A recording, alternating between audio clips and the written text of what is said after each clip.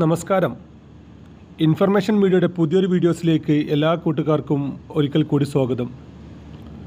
ഓരോ വ്യക്തികൾക്കും 5 ലക്ഷം രൂപയുടെ സൗജന്യ ആരോഗ്യ ഇൻഷുറൻസ് കാർഡ് എങ്ങനെ പുതിയതെടുക്കാം, നിലവിൽ കാർഡുള്ള ആളുകൾക്ക് എങ്ങനെ കാർഡ് പുതുക്കാം, ചെറിയ കുട്ടികളെ എങ്ങനെ കാർഡിൽ ഉൾപ്പെടുത്താം, അതുപോലെ തന്നെ ഒരുപാട് വർഷമായി കാർഡ് പുതുക്കാതെ നിന്ന ആളുകൾക്ക് എങ്ങനെ എന്തെല്ലാം ചെയ്തു കഴിഞ്ഞാലാണ് പുതിയ കാർഡ് ലഭിക്കുക എന്നതിനെക്കുറിച്ചുമെല്ലാം വളരെ വിശദമായി നോക്കാം.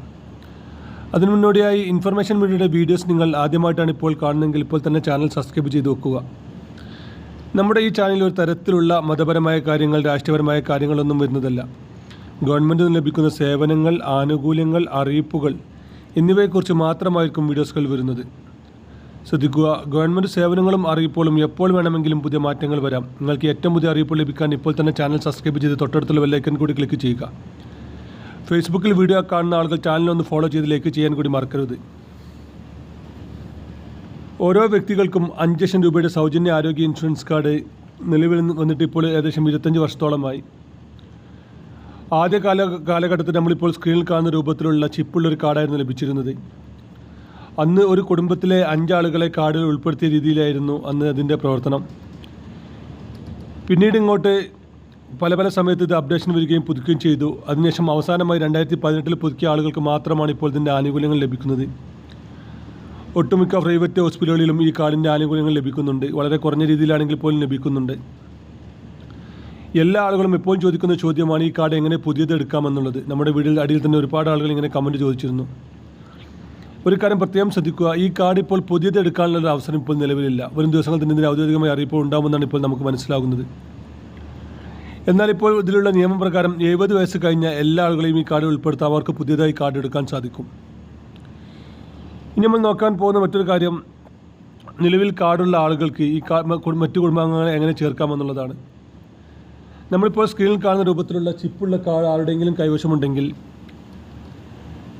അവർക്ക് മറ്റു കുടുംബാംഗങ്ങളെ ചേർക്കാൻ സാധിക്കും. അതിനവർ ചെയ്യേണ്ടത്, എന്തെങ്കിലും തരത്തിലുള്ള ഒരു അത്യാവശ്യം ഹോസ്പിറ്റൽ കേസുകൾ വരികയാണെങ്കിൽ ആരുടെ പേരിലാണ് ഇപ്പോൾ ലാമിനേഷൻ ചെയ്ത ആധാർ കാർഡിൽ ഫോട്ടോയുള്ള രൂപത്തിലുള്ള കാർഡുള്ളത്, ആ വ്യക്തി നേരിട്ട് ചെന്ന് ഹോസ്പിറ്റലിലെ കൗണ്ടറിൽ ചെന്ന് സൈൻ ചെയ്ത് കൊടുത്തു കഴിഞ്ഞാൽ മറ്റു കുടുംബാംഗങ്ങളെ, അതായത് ആ വ്യക്തി ഉൾപ്പെട്ട റേഷൻ കാർഡിൽ പേരുള്ള മറ്റു കുടുംബാംഗങ്ങളെ ഇതിലേക്ക് ചേർക്കാൻ സാധിക്കും.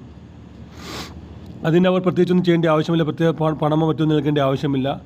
രണ്ടാളുടെയും മൊബൈൽ നമ്പർ ആധാറുമായി ലിങ്ക് ചെയ്തിരിക്കണം എന്ന് മാത്രമാണുള്ളത്. ആധാർ നമ്പർ മൊബൈലുമായി ലിങ്ക് ചെയ്ത ആളുകൾക്ക് മാത്രമായിരിക്കും ഈ ഒരു ആനുകൂല്യങ്ങൾ ലഭിക്കുക. അതുപോലെ തന്നെ 2 വയസ്സാകുന്നതിന് മുമ്പുള്ള ചെറിയ കുട്ടികളാണെങ്കിൽ അവർക്കും മാതാപിതാക്കൾക്ക് ഈ ഒരു ഇൻഷുറൻസ് കാർഡ് ഉണ്ടെങ്കിൽ അവർക്കും ഇതിൻ്റെ ആനുകൂല്യങ്ങൾ ലഭിക്കും. അവരുടെ പേര് റേഷൻ കാർഡിൽ ചേർക്കണമെന്നില്ല, അവർക്കും ഇതിൻ്റെ ആനുകൂല്യങ്ങൾ ലഭിക്കുന്നതാണ്. ഇനി മറ്റൊരു കാര്യം ശ്രദ്ധിക്കേണ്ടത്, കാർഡ് കൈവശമുണ്ടായിരുന്നു, അത് പുതുക്കി 2018 മുമ്പ് പുതുക്കാതെ വെച്ച കാർഡുകളാണ്. നമ്മൾ ആദ്യം സ്കെയിൽ കണ്ട രൂപത്തിലുള്ള ചിപ്പുള്ള കാർഡുകളാണെങ്കിൽ നിങ്ങളും ഇക്കാര്യം ഒന്ന് ശ്രമിച്ചു നോക്കുക. അത് ഉറപ്പ് വരാൻ സാധിക്കുന്നില്ല. 2018-17 കാലഘട്ടത്തിൽ പുതുക്കിയ ചില ആളുകൾക്കെല്ലാം ഈ കാർഡിൻ്റെ ആനുകൂല്യങ്ങൾ ഇപ്പോൾ ലഭിക്കുന്നുണ്ട്. അതുകൊണ്ട് അവരിങ്ങനെ അത്യാവശ്യം വരുന്ന സമയത്ത് ഈ കാർഡ് കൂടി കൈവശം വെക്കുക. ഒട്ടുമിക്ക ആളുകൾക്കും ഈ ഒരു ഹോസ്പിറ്റൽ കേസുമായി ചെന്ന് കഴിഞ്ഞാൽ ഇവർക്ക് ഈ കാർഡിൻ്റെ ആനുകൂല്യങ്ങൾ ലഭിക്കുന്നുണ്ട്. എന്നാൽ ചില ആളുകൾക്ക് ഇതിൻ്റെ ആനുകൂല്യം ലഭിക്കുന്നുമില്ല. എന്താ ഇതിൻ്റെ മാനദണ്ഡമെന്ന് ഇതിനും സർക്കാർ ഔദ്യോഗികമായി അറിയിച്ചിട്ടില്ല. ചില ആളുകൾക്ക് മാത്രമാണ് ഈ ചിപ്പുള്ള കാർഡ് വഴി ഇപ്പോഴും ആനുകൂല്യങ്ങൾ ലഭിക്കുന്നത്. അവർക്ക് ഇങ്ങനെ ചെയ്യുകയാണെങ്കിൽ അവർക്ക് പിന്നീട് ലാമിനേഷൻ ചെയ്ത കാർഡ് ലഭിക്കുന്നതാണ്.